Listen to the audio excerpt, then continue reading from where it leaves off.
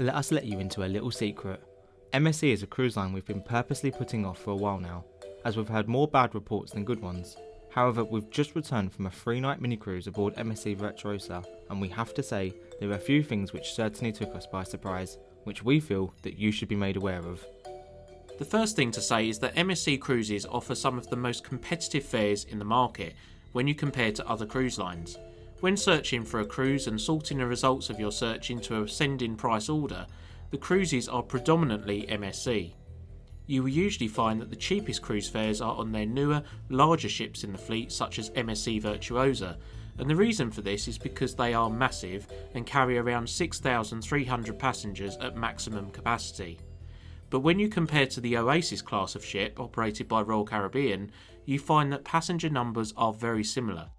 In fact, a ship like Symphony of the Seas has a maximum capacity which is only 300 or so more than a ship like MSC Virtuosa, but ships like the Oasis class of ship are considerably bigger in terms of gross tonnage, which is the internal volume of the ship, not how much the ship weighs.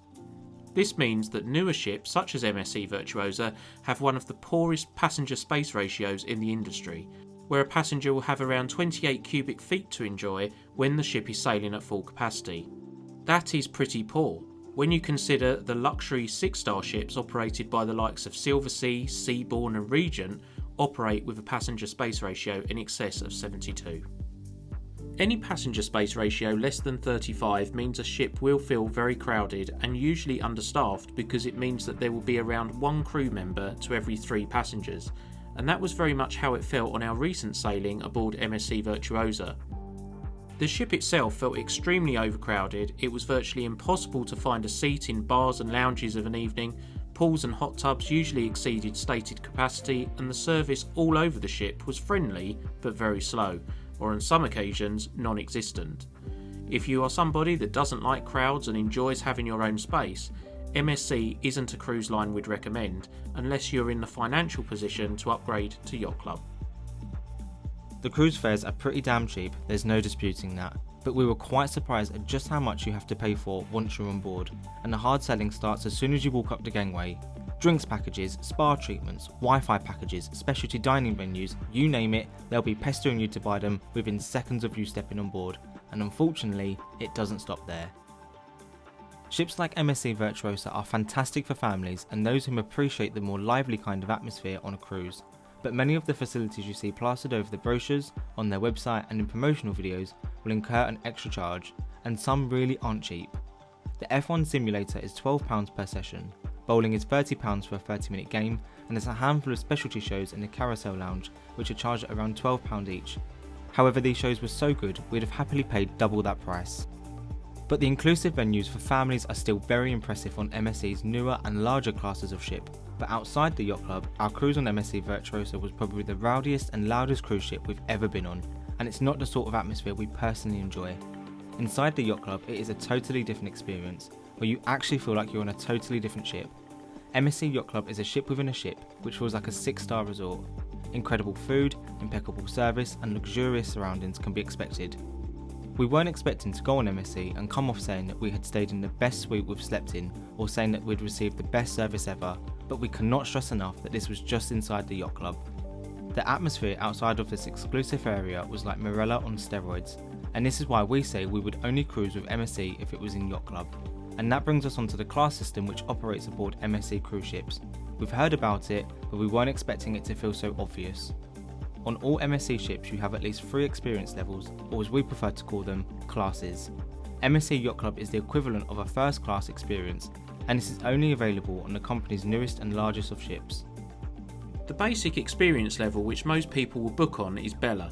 This is the basic fare type option and will include your accommodation, food in the buffet and main dining rooms, Broadway style theatre shows and other inclusive entertainment venues, as well as sports facilities including swimming pools, gyms and the running track.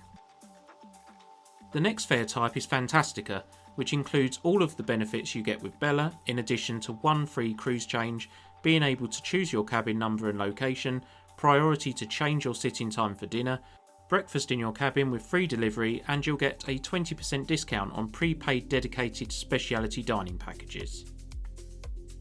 Aurea is a good compromise if you're really eager to experience MSC Yacht Club but it's outside of your budget, and with this fare type option you'll receive all of the benefits you get with both Bella and Fantastica fare options. Aurea covers suites and balcony cabins outside of the Yacht Club which are in the very best locations. You'll get 24-hour room service as standard, free of charge. You'll get a welcome on board package, you can dine anytime you like, you'll get free access to the top exclusive solarium for Aurea guests, a 40% discount on a prepaid spa package, and you'll get 10% off of any spa treatments as well as a discount on a drinks package too. You then have MSC Yacht Club, which we've touched on briefly. If you'd like to discover MSC Yacht Club with MSC Cruises and find out why we rated it so highly and what the perks and benefits are that you'll get as a Yacht Club guest, please click the banner in the top right hand corner now for our in-depth tour and review. We're not big fans of class systems, and it does feel very pronounced on MSC cruise ships. If you've booked on a Bella or Fantastica rate, it must feel at times as though you can't go anywhere. You'll find yourself constantly coming across inviting doors which you can't access, and you'll be trying to find venues on board that you've seen on the website or in a brochure, only to find out that you can't go there. Another thing that has stopped us from sailing with MSC Cruises is the whole language barrier issue. We've read many accounts of passengers travelling with MSC and they experience difficulties on board because nobody speaks English. That was not the case aboard MSC Virtuosa. If you speak English and you're looking to try MSC for the first time, we recommend you do so on a ship departing from an English speaking country, just like we did. Our cruise departed out of Southampton in the UK and around 85% of passengers on board were native English. TV channels in your cabin had various languages to choose from, and announcements made over the PA system were made in English with a follow-up announcement in Italian. We were also very impressed to see that all on-board pricing was in pound sterling, something which we were not expecting, seeing as the company is very much Italian. The pricing on board is in accordance with where the cruise is sailing from. If you join an MSC cruise ship in the Med or anywhere in Europe, pricing will be in euros. From the UK it will be in pound sterling, and in much of the rest of the world it will be in US dollars. This is a big thumbs up from us, and we feel it's a shame that more cruise lines can't consider operating in this way. For example, it's always been a frustration of ours that a company like Cunard plays on its British heritage, but they use US dollars even when departing out of the UK. Hopefully this will give some of you some extra assurance if you've always been concerned with a language barrier issue and cultural differences with MSC. Something that is very unusual with MSC Cruises is how their ships operate like ferries. Passengers are embarking and disembarking in pretty much every port you'll visit on your cruise, and one of the reasons for this is that MSC rarely include flights, especially when you book through a travel agent. It's also made to feel like a ferry by the lack of announcements you'll receive from the captain and officers. In all of the cruises we've been on, we've never had a cruise where we didn't hear from the captain, at all. No arrival or departure announcements, no updates on the ship's progress to ports, nothing. It's pretty odd, and particularly if you're British or American where you have come to expect these updates from the bridge, it may seem a little unorthodox. As we said at the start of this video, MSC Cruises is a cruise line we've been avoiding for some time now, but our experience was a lot better than we had anticipated. Yes, we're not big fans of the crowds, the rowdiness and the upcharging for pretty much everything, but we were pleasantly surprised by lots of things. Food was certainly better than we expected, particularly in the buffet and many of the specialty restaurants that we tried. Cabins across all grades were spacious, well appointed and were sufficiently practical. I guess our conclusion would be is that you can have a thoroughly enjoyable cruise on board an MSC ship if you're prepared to outlay some extra money on board, whether that be for specialty dining, carousel shows, extra onboard facilities such as the bowling, and upgrading your fare type to either Aurea or Yacht Club. We'd convinced ourselves that we were going to try MSC, come away and say that we'd never go again, but in fact, we've already booked another one. Thanks for watching. And lastly, a big thank you to our Patreons. Because of you, we can continue doing what we love with your extra support. If you would like to find out more about becoming a patron, click the link in the description below.